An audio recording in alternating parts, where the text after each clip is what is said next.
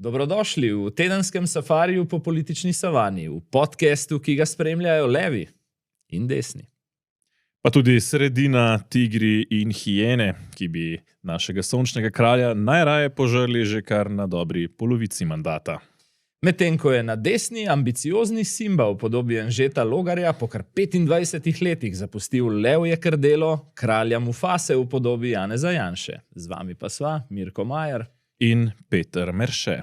No, vsako slovo je čustveno, še posebej je takšno, ki se konča po 25 letih skupne poti po politični savani.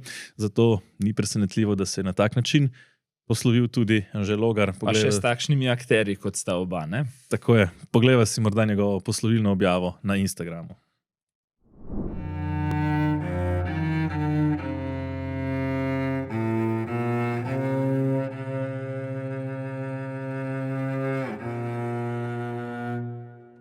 Moja pot. Ja, rekel bi Peter, nekako grenko sladko, ne vem pa, če tudi s kakšno solzo tudi slano, to sicer kar dvomim, glede na to, da se je slovo pripravljalo že nekaj časa. To je bilo mimogrede v sredo, potem ko je za več kot 12 ur izklopil svoj telefon, praktično edino Logarjevo sporočilo javnosti, malo otožno in melanholično, kar pa moram reči, da je bil tudi tisti citat, kasneje bova še o dopisovanju po elektronski pošti med Logarjem in Janšo, ki ga je Logar začel z "ne bojte se odreči dobremu, da bi dosegli še več", oziroma čisto dobesedno iz angleščine, "ne bojte se odreči dobremu, da bi dosegli odlično", ne. Mislim, da se Logar s temi besedami nekako zaveda, da je bilo kar dobro njemu in udobno v veliki SDS, ki karkoli si kdo o tej stranki misli, brezhibno deluje na nivoju infrastrukture, naredil si je ime, naredil si je kilometrino, postal zunanji minister, predsedniški kandidat. In zdaj je jasno, gre na težjo in precej bolj negotovo samostojno pot. Od tod ta trpkost tudi v zvoku. Pot bo zagotovo težja. Pravzaprav me je presenetil, sam pravzaprav nisem niti vedel, da igra čelo, oziroma če pogledamo v zadje, celo verjetno še kakšen drug inštrument, ne zgolj čelo. Predvsem mi to govori, da se politiki morajo res ogromno sproščati. Vsekakor. In ja, kaže, da ga je. Vendarle se zdi, da mu ni bilo prav najlažje, zapustiti stranke. Nazadnje se je celo ponujal tudi kot za Janševega naslednika že pred časom. Pa ni bilo interesa na drugi strani. Je pa zanimiv ta politični marketing, ki ga Logar se mi zdi obvlada. Nazadnje bil je uradni govorec vlade že v prvih dveh Janševih vladah, na to zunanji minister. Ta izklop telefona, ki smo ga novinarji najprej interpretirali pravzaprav kot nek znak stiske, češ da ne ve, kaj bi rekel, se je pravzaprav izkazal kot vrhunski politični marketing, s katerim je Logar raztegnil novinarsko pokrivanje pravzaprav tega njegovega izstopa več kot podvojil. Se pa strinjam s tabo, da to tudi Golob počne. Tudi Golob, ampak če se vrnemo k Logarju, v sredo pravzaprav smo se vsi pogovarjali o njegovem pismu, ki ga je poslal Janši, in potem pismu, ki ga je Janša poslal nazaj, oziroma e-mail, smo komentirali, potem je včeraj prišel on z izjavami na vse ključne televizije, danes mi dva o njem govoriva in mislim, da se bo še nekaj dni o njem govorilo tudi kot posledica tega, šele, da je bo začel enega po enega predstavljati svoje kadre. To bo trajalo pol leta, verjetno. Zakaj močno dvomim, da bi vsi, recimo Eva Irgl, Dejan Kaloh in podobni, ki so omenjajo kot potencialni njegovi sopotniki, hkrati prestopili. Tudi jaz.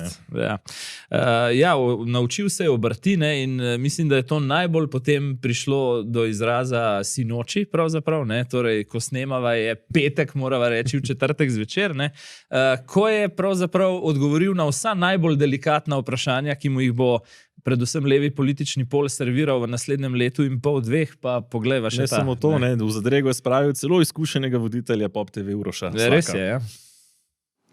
Je včeraj nastal umetni satelit Janeza Janše za naslednje parlamentarne volitve. Zakaj? Zato, ker bo Levica oziroma Gibanje Svoboda ves čas igralo na karto v vseh predvolilnih kampanjah, da ste satelit Janeza Janše, če ne boste rekli, da ne greste z njim v koalicijo. Ja, to verjamem, ampak sej ta plitko slovenske politike je bil eden od razlogov, da sem se jaz tudi odločil za samostojno politično pot. Boste šli v koalicijo po volitvah z Janezom Janšo ali v nobenem primeru? Zdaj, temelj politične širine, kar osebno zelo zagovarjam, mislim, da je nuja za naslednji mandat, je, da v bistvu povežemo vse sile, ki želijo dobro Slovenije na eni in drugi strani. Boste na ta način omogočil, recimo, da Janez Janša vlada po naslednjih volitvah, če tudi ne zmaga? Pa ne vem, če sva se medva razumela. No, potem mi pa razložite, kje sem vas narobe razumel. Ne vem, če sva se medva razumela. V primeru zmage tretjega političnega stebra bomo mi sogovornika poiskali na sprotnem političnem polu. Se pravi na levi sredini. Zato, da se doseže ta politična širina. Ampak to je predpogoj, da lahko gremo naprej z neko normalno reformnim potencialom te države. Jaz bi tu opozoril na 3-4 stvari, ki mi takoj padajo v oko. Eno je odgovor na prvo vprašanje začel s kontra vprašanjem voditelju in kot si rekel, izkušenega Uroša Slaka je kar nekako malo neverbalno odneslo nazaj v studiu. Pri najbolj neprijetnem vprašanju, to je tisto, kar se mu bo res vleklo verjetno vse do naslednjih volitev, če je torej umetni satelit Janeza Janše, pa je tako dolgo vztrajal pri konceptualnem in pri nekonkretnem odgovoru, da je v bistvu dosegal, da je bil voditelj, ko je moral vprašati še tretjič in četrtič, izpadel nekako res v narekovajih. To mislim neumno ali pa v zadregi in mislim, da je namen dosežen. Verjetno bodo vsi voditelji po tem pogovoru dvakrat premislili, kako dolgo vztrajati s tem vprašanjem. Pa še nekaj, vztrajanje na konceptualnem odgovoru. Se pravi, da ti rečeš, Janša ni pomemben, pomembna je široka koalicija levih in desnih strank. V bistvu lepo pokaže, kako patološko smo po 15 letih ponavljanja istega modela ujeti v ta koncept. Se pravi, zdaj si Janša ali si anti-Janša, Logar je pač lepo povedal, da to sploh ni več pomembno. In mislim, da Janeza Janše niti enkrat ni po imenu omenil. Je pa zanimivo tudi, da je že malo na Facebooku nakazal nekatere stvari. Drži, prav ta Janša koncept veje iz vseh teh pogovorov, oziroma vseh komentarjev, ki jih ima pravzaprav na celotna slovenska politika na ta izstop. Naslednji dan torej je potem po tej najavi izstopa, je nekoliko obširneje tudi se razpisal na Facebooku z postom Moja pot, ki je pravzaprav navezava že na Instagram pesem dan pred tem. Ključen pa se mi zdi tukaj zaključek tega posta, da ne bo pomote. To, kar bomo skupaj ustvarili, ne bo politična sredina brez identitete, to bo politična širina, s paleto vonjav in okusov. Tukaj bi lahko morda celo videli neko povezavo z SD-em, ki se je izgubila vonj in okus po mnenju nekaterih. In se pravi, ne takšnih, ki se med seboj neutralizirajo. Torej, kakor češ, ne nekaj brez barve, brez vonja, kar se je že to Logarju očitalo, ampak paleta. Ja, in potem tole. To je pot, ki jo izberejo demokrati, pri čemer sem opazil, da je demokrati napisano z veliko. In zdaj seveda, kot radoveden človek in novinar se sprašujem, če ni to že ime te nove stranke, ki naj bi jo videli do konca leta. Ja, imena Logar sicer ta teden še ni želel razkriti, ga pa ni nihče povprašal. Ga bova pa vprašala, Tako, obljubil nama je obisk tudi v tem najinem studiu. Veliko je bilo zapisanega, ne samo na Facebooku, ampak dan prej tudi po elektronski pošti, ki je zdaj že kar nekako v tradicionalnem slogu slovenske politike, tako je bila objavljena, tako kot interni sestanki in videoposnetki iz SLS-a, očitno tudi elektronska pošta v SDS-u ni več problem, bila je objavljena na X-u Janeza Janše. Če pogledava zdaj, kar je spet padlo na tej neverbalni, nevsebinski ravni zelo v oko, je, da se je Logar od te 25-letne epizode poslovil s tikanjem, kar je do neke mere logično, seveda sta vzpostavila z Janšo v tem času tudi oseben odnos. Ne smemo pozabiti, Logar je bil predsednik sveta stranke do nedavnega, preden je z tega mesta odstopil, pravzaprav bil eden vidnejših politikov stranke SDS, tako da bi bil zelo presenečen, če bi se Logar in Janša že prej vikala. In potem Logar pravi, tebi želim veliko sreče ob koncu, medtem ko če gledava zapis nekoliko daljši od Janše, piše, ste jo lastnoročno podpisali in niste imeli stalnega bivališča, se pravi, Logar je v bistvu že preteklost za Janšo v oklepaju nekako je, nimaš me več kaj tikat, ne? To me pa malo na Golobovo metanje čez ramo spominja, pa te bom izval z enim vprašanjem. Če bi mi dva, Peter, 25 let zdaj snemala ta podcast in bi se jaz na koncu od tebe poslovil, spoštovani gospod Merše, bi se ti to zdelo kaj čudno? Ja, vsekakor ne, lahko vem, da bi bolj v šali mi dva uporabljala te izraze. Sicer pa ni, mislim, to je, se mi zdi tukaj res kaže na eno, lahko rečem, morda strah Janeza Janše, ker ni povsem jasno, koliko glasov, koliko recimo nekih podpornikov bi lahko Logar odpeljal.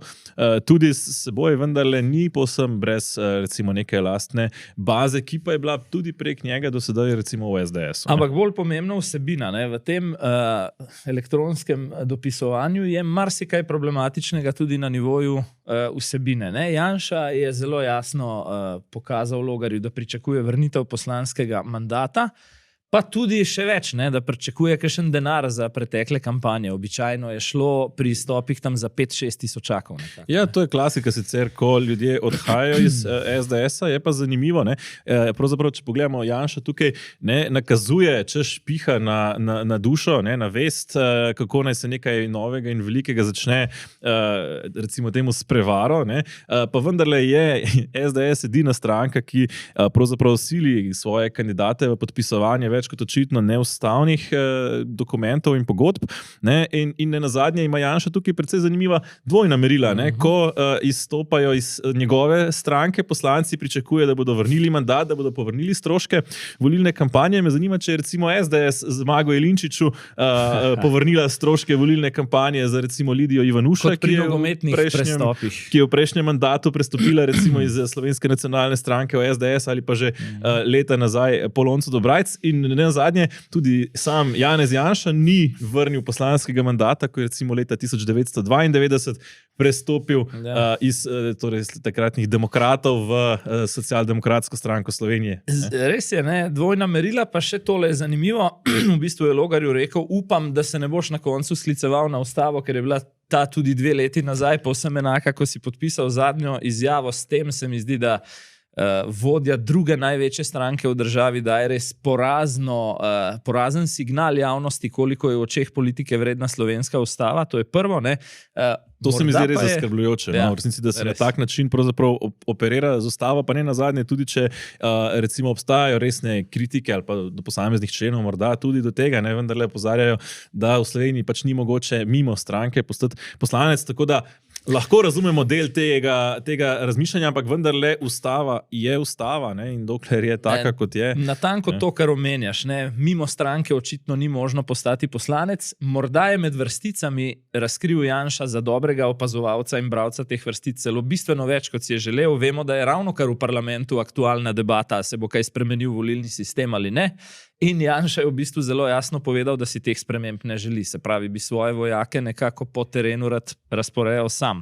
To je znano sicer že dolgo časa. Janša je pravzaprav najbolj glasen nasprotnik ukinitve volilnih okrajev, kar utemeljuje s tem, da se s tem bi lahko izgubil glas podeželja. Pravzaprav ravno zgodba Anžeta Logarja pa kaže, kako je to do neke mere tudi, lahko rečemo, iz trte izvito. Nenazadnje Anže Logar je bil izvoljen, oziroma je kandidiral in bil izvoljen v volilnem okraju Rudnik 4, ki je pravzaprav izrazito podeželski okraj. To je okraj, ki geografsko pokriva nekako občine Horjul, Dobrova in Polhov Gradec, pretežno morda še kakšen del Brezovice, kar so izrazito ruralne občine, v njih pa je bil izvoljen pravzaprav izrazito mestni človek, torej Ljubljančan Anže Logar. Se strinjam, sam sem vedno, ko se zgodijo veliki premiki znotraj SDS-a, naredim eno domačo nalogo in grem pogledat še malo medije iz Osončja, pač stranke SDS, in sem to storil tudi tokrat. Bomo najprej pogledala en članek iz Nove24, iz portala. Tale zadnji odstavek se mi zdi zanimiv,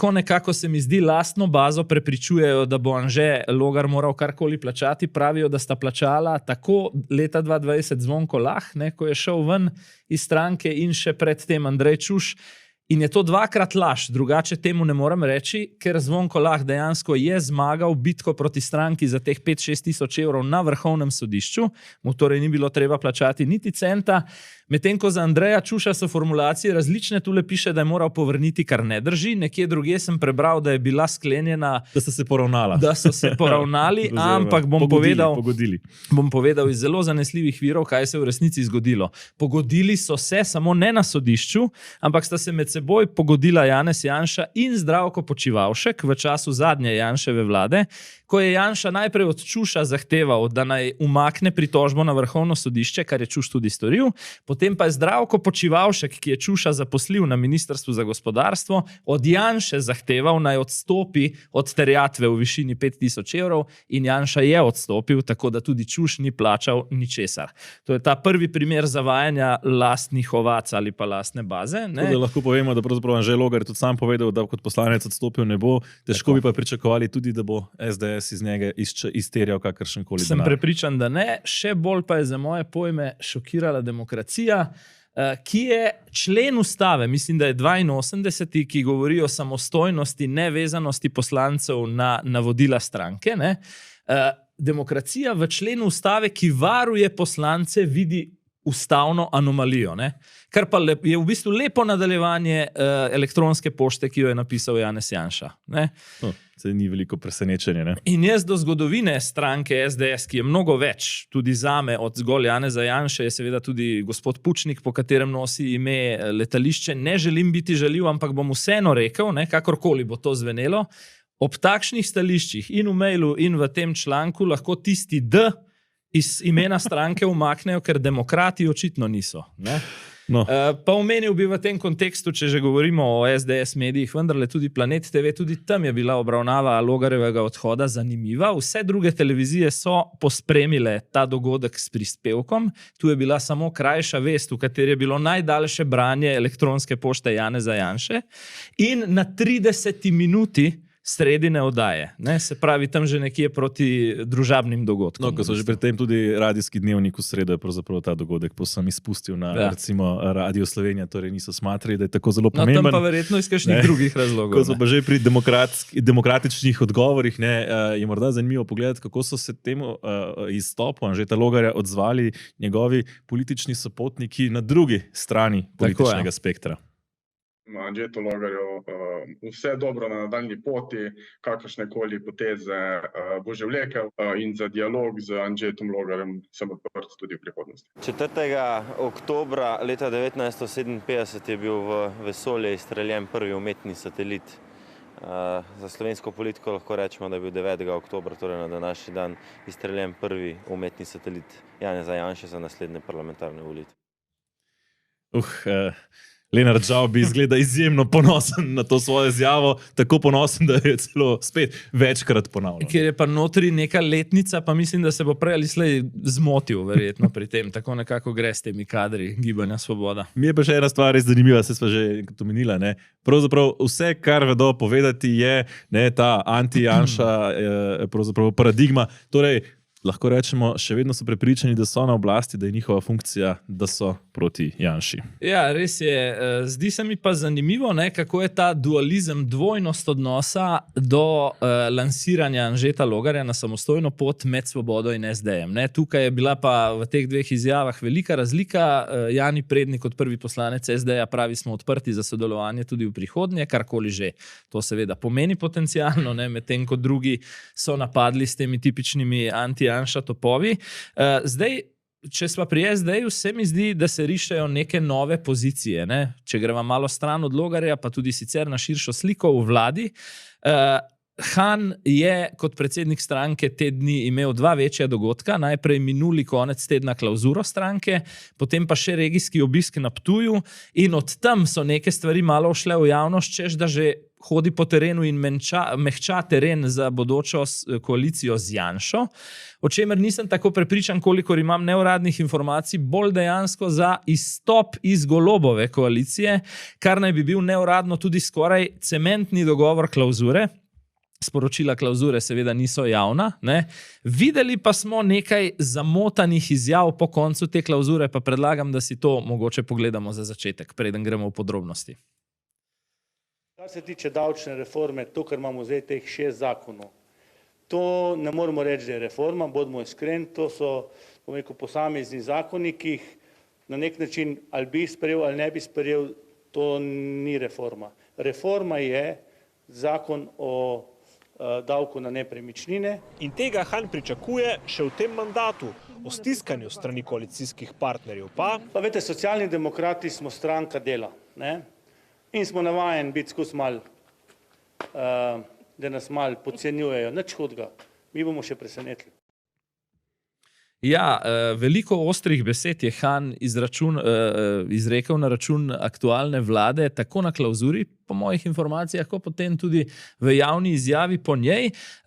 Glede obiska na Ptuju pa je zanimivo, kje se je zgodila tudi ta seansa, kjer so obsežno kritizirali delovanje Golobove vlade, in sicer Dejan Levanič, nekdani generalni sekretar stranke SD, je iz Ptuja in je tam še vedno močno prisoten na lokalnem nivoju in je moral po zanesljivih informacijah odstopiti svoje strankarske funkcije na državnem nivoju zaradi zamere Roberta Goloba. Menda je bilo celo tako hudo, da Golob Levaniča ni želel v vladi, torej je bil v bistvu Levaničev odhod pogoj za sestavo koalicije, stvar pa sega nazaj. In sicer v obdobje Šarčeve vlade, ko je Levanič bil eden od teh sekretarjev, ki kadrujejo ali pa skušajo kadrovati po državnih podjetjih, in je želel energetski lobby, ki mu je predsedoval prav Golob, nekako postrojiti in jih prepričati, da spremenijo nezakonit statut, po katerem Goloba ni bilo možno zamenjati. Po domače povedano, Levanič je pred leti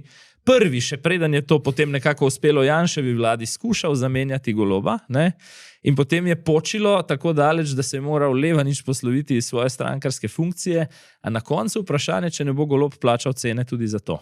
Ja, še par detajlov je mogoče zanimivih iz teh Hanovih izjav. Najprej lahko rečemo dobro, da nimajo kakšnega člana čez lužo, ker bi potem morda kakšen Zoom posnetek prišel v javnost, tako kot se je to zgodilo SLS, ampak če gremo naprej. Han pravzaprav gre očitno kontra Robertu Golobu. Robert Golob je prav pred kratkim izjavil, da pride obdavčitev nepremičnin in kapitala v naslednjem mandatu, ki ga še vedno sanja, medtem ko je Han sam povedal, da to, kar zdaj trenutno počnejo in kar prodaja vlada kot reforme niso, kar je seveda jasno vsakemu analitiku, ki to nekoliko odbliže pogleda, pa vendarle se to prodaja kot reforme, čeprav to ni. Zdaj tudi Han to priznava in napoveduje še v tem mandatu nepremičninski davek, ki ga vlada več kot očitno nima namena sicer uzakoniti, in pa napoveduje, da bodo še presenetili. Presenetili, in na to besedo moramo biti tu pozorni. Menda je bil na tej klauzuri, ki je bila zaprta za javnost, izrečen stavek, da odhod iz vlade aktualne ni vprašanje, vprašanje je kdaj. Tu pa seveda je še kakšen drug pomemben faktor pri SD-ju, so v kar velikih dolgovih, to vemo že leta, in so zdaj nekje vmes med tem, da odprodajo vilo na Levstikovi, da se umaknejo iz dragih najemniških prostorov v centru Ljubljane. In mislim, da bo tudi ta njihova finančna kondicija pred naporno kampanjo verjetno pomembno vplivala na dinamiko.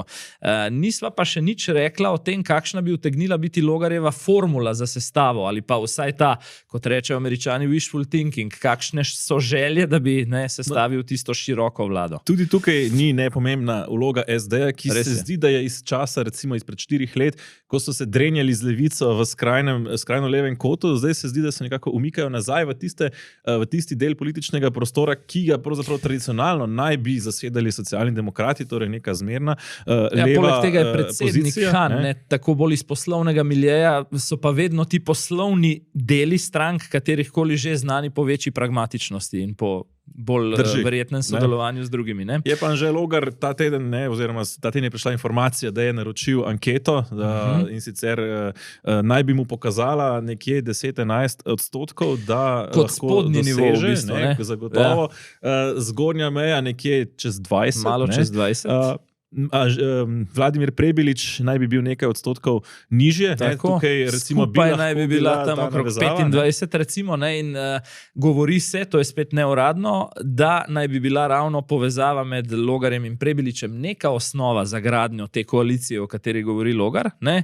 Potem pa bi bil Prebilič seveda rahlo levo od sredine most do sodelovanja z omenjenim SD-jem, medtem ko bi bil Logar, ne, po nekih tradicionalnih vezeh tudi iz preteklih vlad, most do Nove Slovenije in do SLS-a.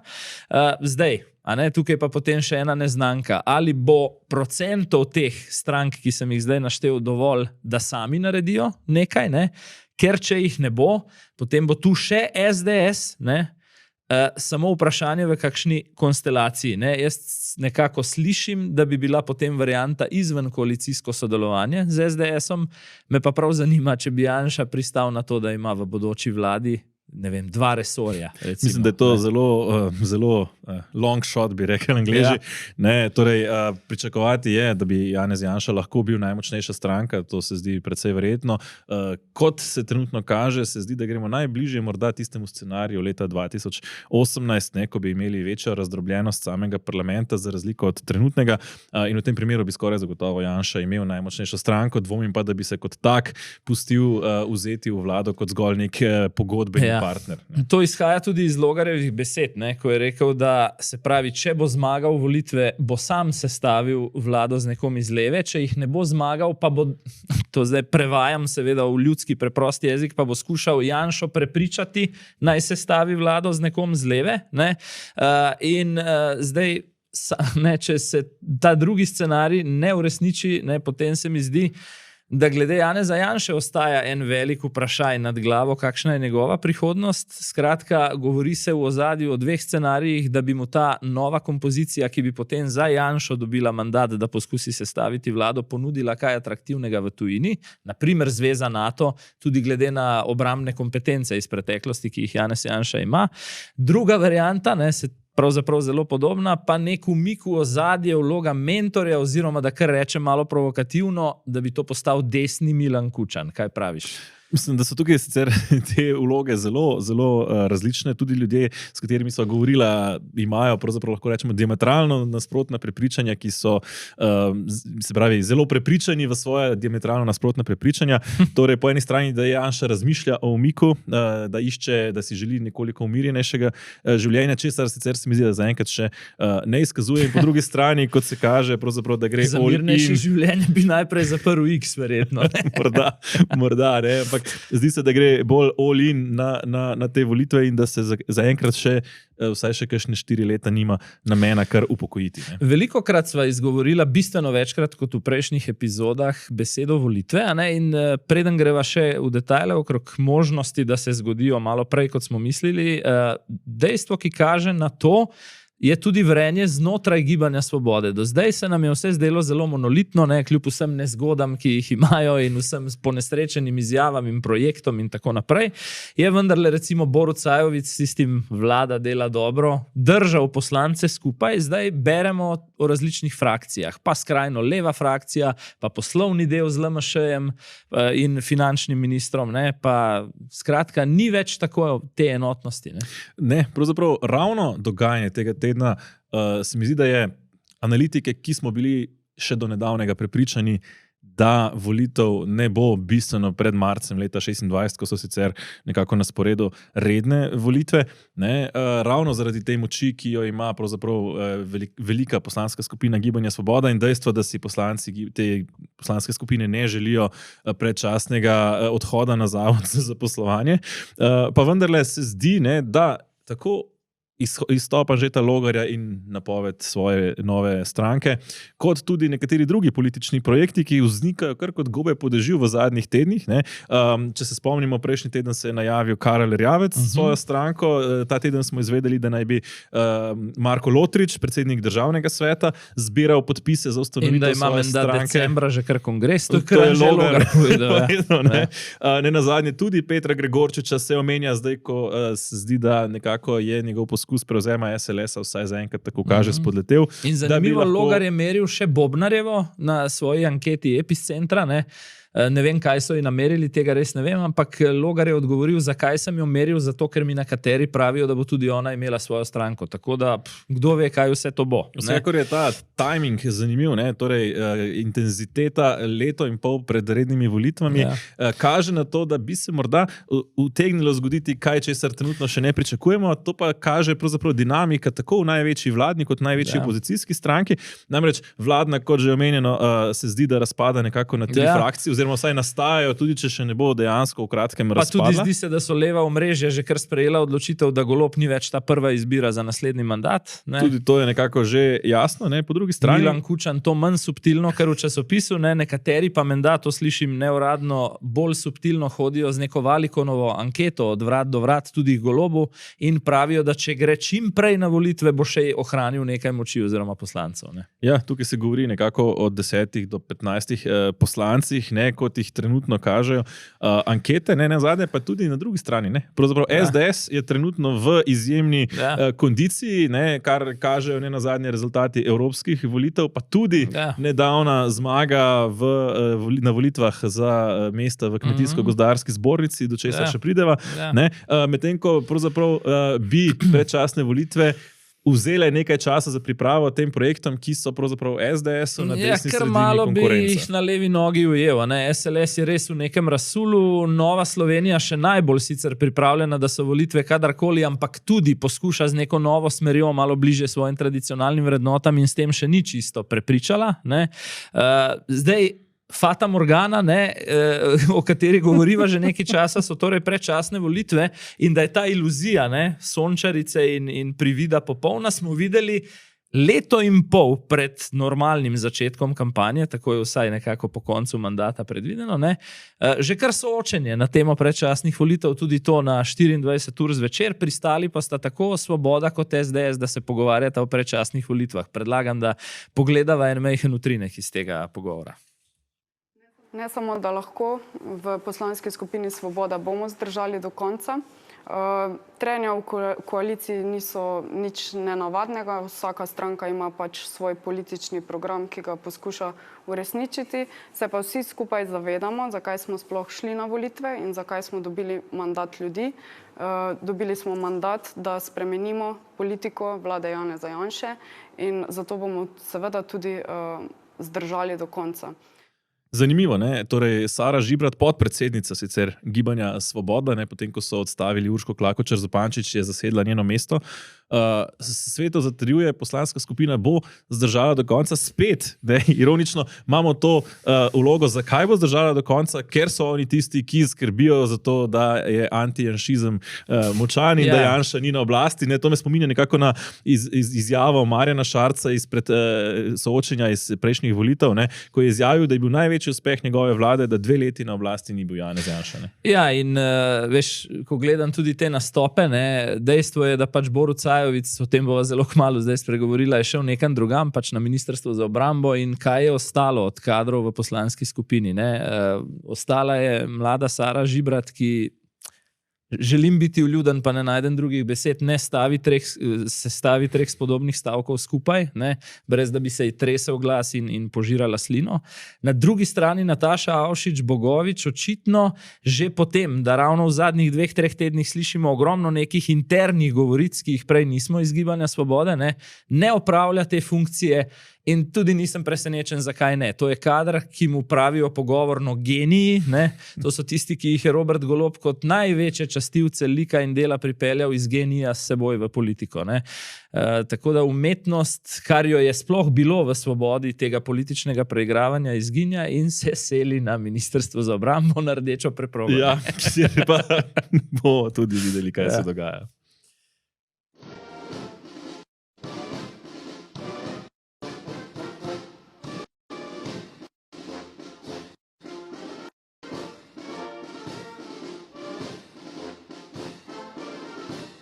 Ja, ti kadri Svobode se zdi, da imajo kar težave na rdečih preprogah. Ne spomnimo se Urške Klakočar Zupančič in klanjanja in časti četi. Tudi Borut Sajovic je izpadel nekoliko robotsko. Ne nazadnje Robert Golob pred časom pri Giorgi se je v Italiji Meloni, malo ne. predstavljal. Mislim, da so to veš tiste variante, ko imaš na tleh z selotejpom označeno, kje moraš stati, pa potem vendarle stopiš na robe. Ne? Ampak Če je Sajovic spreten iz spretnosti iz vodenja poslanske skupine, kaže nekako nespretnost na tem obrambnem ministrstvu, kjer se je, lahko rečemo, zapletlo s protokolom že ob samem prevzemu funkcije, ne, pa ne samo tam, ne, tudi KPK-ju je moral najaviti kar nekaj nepremičnin, kar so mu tudi očitali. Ne. Glede na to, da je Ministrstvo za obrambo ministrstvo, ki ima v bistvu v lasti največ nepremičnin, se mi zdi logično, da gre tržiški nepremičninski mogotec Borut Sajovic ravno na to ministrstvo. Ta zgodba o premoženju pridnih in delovnih ljudi, ki so imeli že prej pridne starše, ki so seveda dediščino, ki ni bila majhna, prenesli v moje roke. Leta 2021, ko se je Borut Sajovic pojavil kot kandidat za volitve v letu 2022, je bila diskreditacija enaka. Verjamem, da se bo ukvarjal predvsem in največ ravno z nepremičninami. V času županovanja nikdar in nikoli, ne prej, ne kasneje od občine nisem odkupil nihče od mojih sorodnikov nobene nepremičnine. In v 10 letih, 16 letih žukovanja sem kupil 2 gozdni parceli, vredni manj kot 10.000 evrov. župovanje, to je neka nova domislica. Ja, večkrat se mu zatika jezik, ne zdaj vprašanje, ali gre torej za konstrukt, ali so ga našli s prsti v marmeladi, ali bolje rečeno čokoladi. Ne? Ampak veš, kaj pravijo o Gorencih? Ne? To sem tako jaz kot Borut Sajovic sva Gorenca. Ne samo, da pravi, da so bili starši pridni, za Gorence velja, da so varčni in potem se nabere tega denarja in nepremičnin. Ko smo pri nepremičninah, zanimivo, tudi Janezu Janši očitajo to Trento, tako da tukaj očitno se te nepremičnine zelo rade uporabljajo, ko je treba. To je pa drugi rek, da ni vse v denarju, je še v delnicah pa v nepremičninah. Kaj, ko smo pa že pri karieri župana Tržiča, ne moremo mimo še ene pa res izvrstne anekdote iz njegove županske preteklosti, predlagam, da pogledava. In medtem, ko so bile Španke in številne ženske drugod po svetu na ulicah, so eni od slovenskih občin ženske v čisto drugačnem duhu sprejemale darila. Tradicionalne nageljne, zraven pa še tole. Kdo ga je to delil? Takrat. Veliko nas je bilo.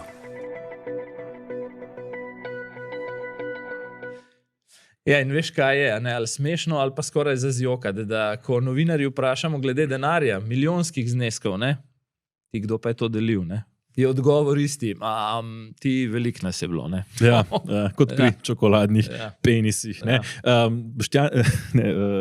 Borut Sajovic ni edini minister, ki je ta teden nastopil mandat začasno, ga je nastopil tudi Klemen Boštjančič na Ministrstvu za digitalno preobrazbo, denarja, pa bo, kot kaže, še veliko več na tem ministrstvu, ne zgolj recimo teh 13.000 računalnikov, pri katerih je nenazadnje tudi Boštjančič imel prste ali pa pri marmeladi. Litijski, Slovenija je v zaključni fazi pogovorov o tem, da bi pridobila znatna evropska sredstva za postavitev superračunalnika in podatkovnega centra v Mariboru in si želim, da se, ker je bil minister Boštjančič že v te razgovore do zdaj vključen, želim, da je njegova primarna naloga, da poskrbi, da se do tega denarja, tudi evropskega denarja, pride in da potem lahko ta center normalno zaživi po načrtu, kot je bilo do sedaj. Govorim o investiciji 120 milijonov v superračunalniški center v Mariboru. To nam je glavna prioriteta. 120 milijonov pa je Peter, mislim, da 20-kratnik zneska za Litijsko, kot bi Boštjančič dobil nekako nagrado za tako dobro opravljeno delo pri manjšem poslu. Ja, grobar Adria Airways, tisti, ki je zagotavljal Litijsko za denar za računalnike, ki jih bo zdaj očitno tudi delil, ima zdaj še 120 milijonov. To je res kar zanimiva zgodba. Bo pa še nekdo delil denar na drugem področju? Ja, imeli smo volitve v Kmetijsko-gozdarsko zbornico, kar ni nepomembno, in videli smo pravzaprav precejšnjo kapitulacijo SLS in pohod SDS-a z njihovim predsednikom njihovega sveta kmetijskega. Stvar se mi ne zdi čisto brez povezave, da je SDS, ali pa vsaj govorilo se tako, skušal najprej naskočiti stranko SLS v celoti, z kandidatom Gregorčičem. Ko to ni uspelo, se mi pa potem jaz osebno to razumem kar kot eno tako interesno terensko maščevanje v bistvu. Če ne stranka, pa vaša glavna pipa denarja v bistvu. Oziroma tam, kjer je SLS najmočnejša, skuša zdaj SDS torej prevzeti, gre pa seveda za kmete. Sam imam zagotovljeno službo, torej teh funkcij ne potrebujem, teh titul ne potrebujem, torej to zagotovo ni bil razlog. Ja, titul očitno ne potrebuje, pravi, kar pa ga, lahko rečemo, njegova politična zgodovina postavlja na laž. Tudi Podgoršek, pravzaprav kot nekateri njegovi kolegi na levici, je znan po hitrem menjavanju strank. Funkcijski filatelist bi lahko rekli. Celo, Ja. Če spomnimo, leta 2014 je začel recimo politično kariero v Novi Sloveniji na lokalnem nivoju, potem leta 2018 pristopi v Desus, kjer pod Aleksandro Pivec na to postane najprej državni sekretar na kmetijskem ministrstvu in ko Pivčeva odstopi kmetijski minister, na to tudi na lokalni ravni kandidira proti NSI-ju v konkurenčni listi, ampak že leta 2020 potem znova prestopi stranko, pravzaprav ostane minister po odhodu Pivčeve in se znova priključi kvoti NSI-ja, kjer gre na državnozborske volitve, kjer ni nepomembno, celo če bi recimo odstopila Iva Dimic, bi Jože Podgoršek postal NSI-jev nadomestni poslanec. Vidiš, to je človek širokega srca, Širokega, zdaj se je znašel pa v SDS-u na koncu kot njihov glavni vodja kmečkega sektorja. Časi so takšnim naklonjeni, nastaja po 5 novih strank hkrati, verjamem, da si bo našel še kakšen angažma v bodoče. Ima pa težavo še vedno s temi računi, ki jih pravzaprav ni plačal za bivanje v hotelu v Bohinju. To pa se mu vrača kot, da ne rečem kaj, Borutu Sajovicu iz preteklosti. Ampak še en filatelist funkcijski je malo pokukal iz konzerve po daljšem času, Roman Jakič, ki je tudi zamenjal bistveno preveč strank, da bi jih jaz zdaj naštel. Postal je direktor rehabilitacijskega centra Soča, na kar je seveda lahko vplivala aktualna koalicija, je zimzeleni politik in, kot sva rekla, profesionalni politični prestopnik. Skratka, lahko rečeva sama povsem strokovna imenovanja, ki niti najmanj ne dišijo po politiki. Niti najmanj. Nenazadnje, ta teden sicer sva govorila pretežno o politiki, naj samo poveva, je zaznamovalo še marsikaj. Po Floridi pustoši orkan Milton v Bosni in Hercegovini, je neurje dobesedno razdejalo, več vasi, spopadi na Bližnjem vzhodu se zaostrujejo. Minila je pravzaprav prva obletnica vojne v Gazi, ki se je začela z napadom na Izrael 7. oktobra in nenazadnje poslanci so potrdili referendum o JEK2, o čem kdaj v prihodnjih oddajah. Ja, se pa ena stvar v vsem tem času ni spremenila, odkar smo se gledali nazadnje, in to je res žalostno stanje v slovenskem zdravstvu. Morda končava malo na to noto z eno žalostno anekdoto, ki sem jo slišal pred dnevi, ko je ena od manjših strank parlamentarnih, ne bom povedal katera, klicala na mariborsko onkologijo in izrazila skrb, kakšne so tam razmere za zdravljenje najtežjih bolnikov, oziroma izrazila tudi željo, pridemo malo pogledati te terenske razmere in se posvetovati z mami, da vidimo, kaj lahko skupaj naredimo. Vodstvo ni imelo časa, mimogrede vodstvo UKC Maribor, kamor to sodi, je postavljeno direktno od Svobode, njihov županski kandidat v Mariboru vodi UKC. In vodstvo ni imelo časa za srečanje z manjšo stranko, medtem ko je naslednji dan po tej elektronski pošti onkologijo obiskala vlada in zdaj res ne veš. Morda so se res na vladi dogovorili prvi, da tja grejo, kar celo upam, da je tako, ali pa niti niso nameravali priti, pa jih je potem vodstvo UKC Maribor opozorilo, če že manjše stranke prosijo, da pridejo, dajte najprej vendarle vi, da malo bolj normalno vse skupaj zgleda, da vas ne prehiti kdo drug. Drži, in če smo že pravzaprav v tem tonu, težko najdemo neke poetične zaključke, zato sva si sposodila pravzaprav misel onkološke bolnice, ki je zaslovela pravzaprav potem, da je začela zbirati denar za to, da bi se mariborska onkologija končno postavila na noge. Če se na videz odrasel človek ne zaveda, da ima njegovo ravnanje ali kričeča odsotnost potrebnega delovanja posledice, je sobivanje z njim neizmerno težavno. Kadar pa gre za veljavo in moč politično nastavljenih, posledice trpimo vsi. Ja, se kar strinjam, da trpimo po malem vsi, tudi mi dva v tem podcastu, vsak teden bolj, ampak se mi zdi, da kot se je Anže Logar izognil te dni imenovanju Janeza Janše, v kakšnem studiu se je tule gospa izognila imenovanju Roberta Goloba.